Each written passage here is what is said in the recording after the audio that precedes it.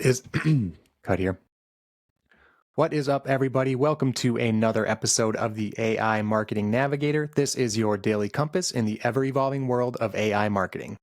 Okay, I have another daily digest coming at you today. Not so much news related, but I had a couple of topics that I wanted to try and get into. The first one I wanted to cover is a new tool or feature from MetaAI called Imagine Me. Basically, what this tool is going to allow you to do is take a selfie and generate multiple photorealistic images of that user or of yourself using yourself or your selfie as the subject for these various different situations or scenarios. So what you can do is you can take a selfie and you can prompt MetaAI by saying, imagine me, and then some sort of scenario or situation. So imagine me skiing in the Alps, or imagine me wearing a pink tutu, or imagine me with tattoos. So right off the bat, it just sounds like fun and like something that it would be cool to mess around with and waste some time with, which we are known to do. But as you all know, we are marketing navigators, and that's why we're here. We are always looking for the marketing angle and a marketing use case. And I could not help but come up with quite a few given this personalized selfie tool here. We've talked about things like virtual try-ons. Well, you could prompt your users or customers to imagine me or imagine themselves wearing certain outfits or clothes. You could encourage users to imagine themselves in exotic destinations or locations if you're a travel agency. You could ask them to imagine themselves participating in exciting activities like skydiving. So much user-generated content options. You could deploy some product placement, integrating products or services into the UGC or the generated images and allowing users to see themselves interacting with the brand in a fun or creative way. Kind of gets into a little bit of the augmented reality possibilities that we've talked about, just a little less advanced. What if a coffee shop uses the feature to show users just enjoying a virtual cup of coffee? And you can give someone a free punch card or a free coffee if they imagine themselves with that brand in their hand or something. The list really goes on and on. We can use it in social media campaigns. If you're already practicing or employing some influencer marketing in your marketing strategy, this is a perfect, easy way for whatever influence you're working with to scale what they're posting into multiple posts and easily incorporate multiple aspects of your brand story or your products as well into their posts with their selfies. You could utilize this for like an event promotion where users can get discounts or prizes for submitting user-generated content, imagining themselves at the event or imagining themselves doing something creative with your brand or with your products. Like I said, the list is really endless. It's only as long or short as your imagination. I'm going to just keep throwing them out because they keep coming to me. If you're in real estate, if you're in the real estate space, why don't you try something? Or like if you're in the rental property space, you can run campaigns asking users to imagine themselves in one of your homes or using the community amenities for your rental property, given certain incentives or something like that. Just a lot of user-generated content marketing that can be done. Maybe, again, gamify things, organize some sort of contest or virtual scavenger hunt where users need to generate images of themselves or their other selfies doing certain things or in certain situations. And the person who can do that most effectively or most humorously, the person who gets the most content upvoted off these Imagine Me selfies wins a discount or a prize or a promo, something like that. So again, I'll stop torturing you with use cases now. Just tons of potential applications.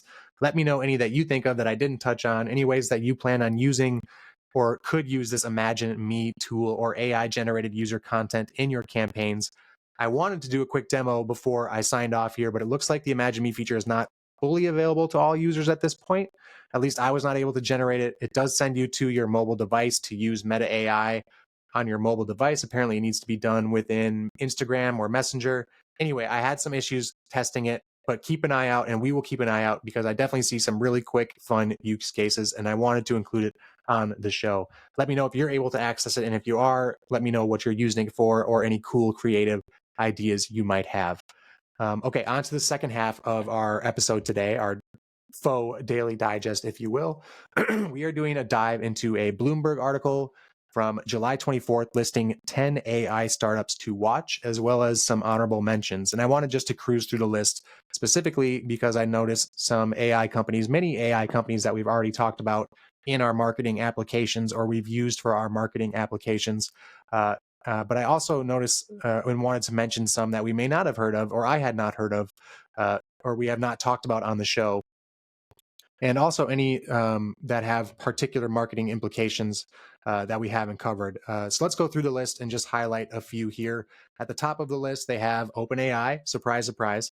We won't waste any time going into an explanation of what it is OpenAI does. Just check out half the episodes that we have here on the AI Marketing Navigator. OpenAI probably comes up in half of them, if not more. There's Anthropic, the company that's behind Claude. And then third on the list is a new one to me and one that I think could possibly have some marketing applications for sure. And that is a company called Suno, Suno. And this is an AI music generator. The CEO is Mikey Schulman, and it's located in Cambridge, Massachusetts. Apparently, currently valued at 500 million, which is on the low end compared to the rest of these companies on the list in the billions usually. But anyway, essentially, what you can do is give Suno a text prompt or a command. The example from the article here is "Sing me a reggae ballad about anchovies on pizza." And what Suno will do, the generator will actually create a song that's apparently pretty detailed and complex and sounds surprisingly human.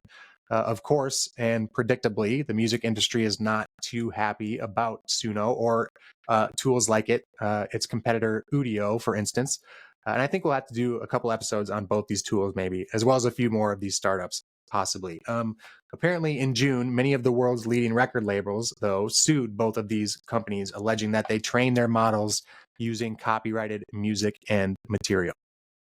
Anyway, always keep your head on swivel for these legal gray areas and ambiguity. But if you can write some copyrighted or licensed songs that are custom to your products or customers, I see a lot of potential. So if we can break through that legal murkiness, then I think marketing just will win with these AI music generators for sure.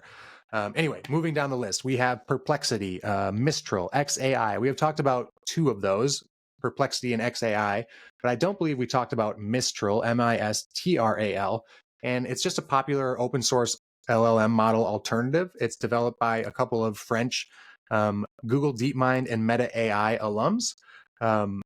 And again, I'll link to this article here. It is on Bloomberg behind a paywall, but definitely check it out. Got tons of cool information.